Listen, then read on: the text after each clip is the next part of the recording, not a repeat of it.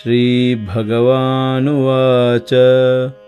कुतस्त्वाकश्मलमिदं विषमे समुपस्थितम् అనార్యజుష్టమస్వర్గ్యమకీర్తికరమర్జున.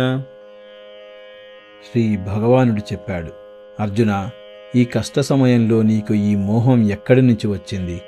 ఇది గొప్పవారు చేయదగిన పని కాదు. ఇది స్వర్గాన్ని ఇవ్వదు, అపకీర్తిని కూడా తెస్తుంది. కుప్పకూలిపోయిన అర్జునుణ్ణి చూసి కృష్ణుడు నేరుగా అడిగాడు, ఈ మోహం నీకు ఎక్కడి నుంచి వచ్చింది అని. కష్మలం అంటే మనసును కమ్మేసిన చీకటి, భ్రమ, గందరగోళం. యుద్ధభూమిలో నిలబడి చేతిలో గాంధీవం పట్టుకొని యుద్ధం చేయను అంటూ కన్నీళ్లు పెట్టుకోవడం, ఇది వీరుడికి తగిన పని కాదు అని కృష్ణుడు స్పష్టంగా చెప్పాడు.